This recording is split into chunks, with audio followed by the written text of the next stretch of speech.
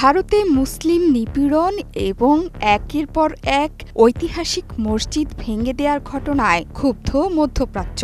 মাত্র দিন চারেক আগেই উত্তরপ্রদেশে অবৈধভাবে গড়ার অজুহাতে প্রায় ২০০ বছরের পুরনো একটি মসজিদের একাংশ ভেঙে দেয় হিন্দুত্ববাদী মোদী সরকার। মসজিদের নিচে মন্দির আছে এমন অজুহাতে ঐতিহাসিক সব মসজিদ ভাঙার পায়তারা করছে বিজেপি সরকার। ভারতের এহেন কর্মকাণ্ডে ক্ষুব্ধ মধ্যপ্রাচ্য।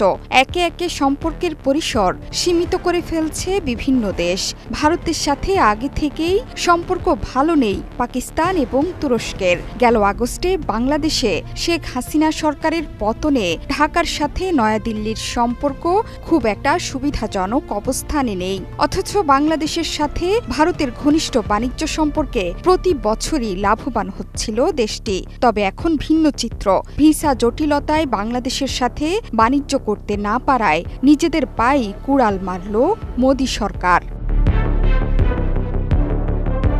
নতুন খবর হচ্ছে, বাংলাদেশের পাশাপাশি ভারতের সাথে সংযুক্ত আরব আমিরাতের সম্পর্ক ভালো যাচ্ছে না। আগের মতো দুবাইয়ের ভিসা পাচ্ছেন না ভারতীয় পর্যটকরা। সংযুক্ত আরব আমিরাতের নতুন আইনের কারণে তাদের ভিসা পাওয়া কঠিন হয়ে পড়েছে বলে জানিয়েছে ভারতীয় সংবাদ মাধ্যম।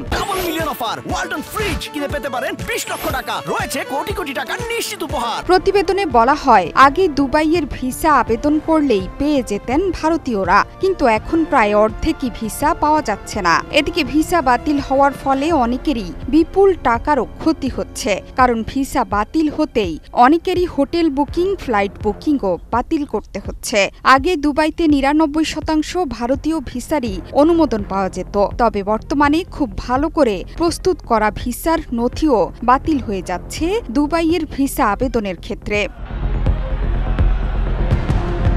শুধু সংযুক্ত আরব আমিরাতই নয়, ভারতের সাথে সম্পর্ক খারাপ যাচ্ছে ইরানেরও। সিরিয়ায় আসাদ সরকারের পতনের পর পুরো বিশ্বে যেই রাজনৈতিক ঝড় শুরু হয়েছে তার প্রভাব গিয়ে পড়েছে দক্ষিণ এশিয়াতেও। বিশেষ করে পরমাণু শক্তিধর ভারত নতুন এক ভূ রাজনৈতিক চাপে পড়তে যাচ্ছে। কারণ আসাদ সরকারের পতন দক্ষিণ এশিয়ার রাজনীতিতে ভারতের স্বার্থের ওপর ফেলতে পারে বড় ধরনের প্রভাব।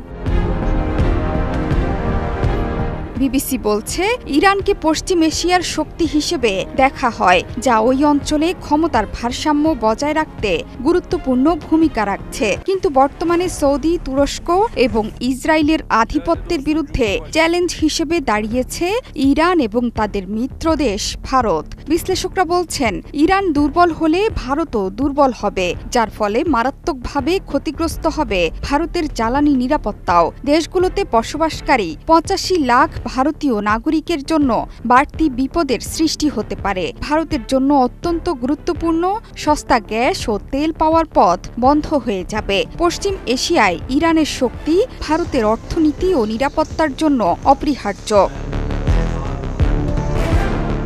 দুবাই ছাড়াও এবার ভারতকে বিশেষ সুবিধা দেয়া থেকে সরে এসেছে সুইজারল্যান্ডও। ১৪ ডিসেম্বর এনডিটিভির প্রতিবেদনে বলা হয়েছে, ভারতকে দেয়া বিশেষ সুবিধা মোস্ট ফেভার্ড নেশন তকমা বাতিল করেছে সুইজারল্যান্ড। এই সিদ্ধান্তের ফলে দুই দেশের মধ্যে বাণিজ্য ও অর্থনৈতিক সম্পর্ক নতুন চ্যালেঞ্জের সম্মুখীন হতে পারে। জোহরা চৌধুরী সেতু, ৭১।